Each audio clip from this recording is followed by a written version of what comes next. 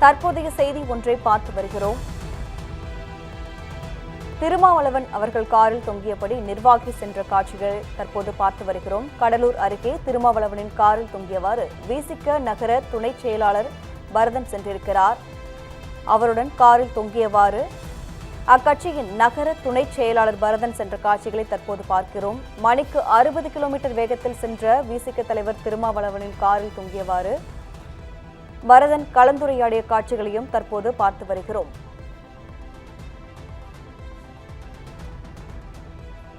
மிகவும் ஆபத்தான நிலையில் இந்த ஒரு கலந்துரையாடலை அவர் மேற்கொண்டிருப்பது அதிர்ச்சி அளிக்கிறது. காரில் தொங்கியவாறு விசிக தலைவர் திருமாவளவனுடன் அக்கட்சி நகர செயலாளர் பரதன் தற்போது உரையாடி இருக்கிறார். அந்த காட்சிகளை தான் நாம் பார்த்து வருகிறோம்.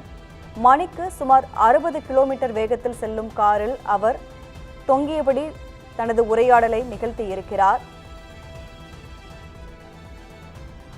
மிகவும் ஆபத்தான முறையில் இந்த உரையாடலானது ஏற்பட்டிருக்கிறது. அந்த காட்சிகளைத்தான் நாம் பார்த்து வருகிறோம்.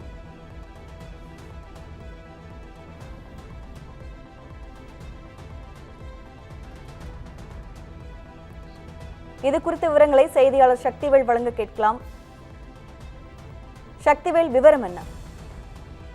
நிச்சயமாக. வணக்கம் கௌதமி. கடலூர் மாவட்டம் சிதம்பரத்தில் நடைபெற்ற நிகழ்ச்சிகளை முடித்துவிட்டு விடுதலை சிறுத்தைகள் கட்சியின் தலைவரும் நாடாளுமன்ற உறுப்பினருமான திருமாவளவன் சென்னை நோக்கி காரில் புறப்பட்டார். அப்போது கடலூர் சென்னை தேசிய நெடுஞ்சாலையில் அவரது காரில் சென்று கொண்டிருந்த போது விசிகாவை சேர்ந்த நிர்வாகி ஒருவர் காரின் கதவை பிடித்தபடி வெளிப்புறத்தில் தொங்கியவாறு பயணித்துக் கொண்டே திருமாவளவனிடம் பேசிக் கொண்டிருந்தார். இந்த சம்பவம் அங்கு சென்ற வாகன ஓட்டிகள் மற்றும் பொதுமக்களிடையே பெரும் அதிர்ச்சியையும் ஏற்படுத்தியுள்ளது. அந்த காட்சியை சிலர் தங்களது செல்போனில் பதிவு செய்து கொண்டு சமூக வலைதளங்களில் வெளியிட்டுள்ளனர். தற்போது அந்த காட்சிகள் வைரலாக சமூக வலைதளங்களில் பரவி வருகிறது. முதற்கட்ட தகவலின்படி காரில் தொங்கியபடி சென்ற விசிக நிர்வாகி பரதன் எனவும் தெரிய வந்துள்ளது. பொதுவாக தேசிய நெடுஞ்சாலைகளில் இது போன்று ஓடும் வாகனத்தில் வெளிப்புறத்தில் தொங்கியபடி பயணிப்பது மிகவும் ஆபத்தானது என்றும் பொதுமக்களும் சமூக ஆர்வலர்களும் தெரிவித்து வருகின்றனர். இந்த நிலையில் வைரலாகி வரும் இந்த தொடர்பான காட்சிகளை அதிகாரிகள் விசாரணை மேற்கொள்வார்களா என சமூக ஆர்வலர்களிடையே கேள்வியும் எழுப்பியுள்ளது. கௌதமி,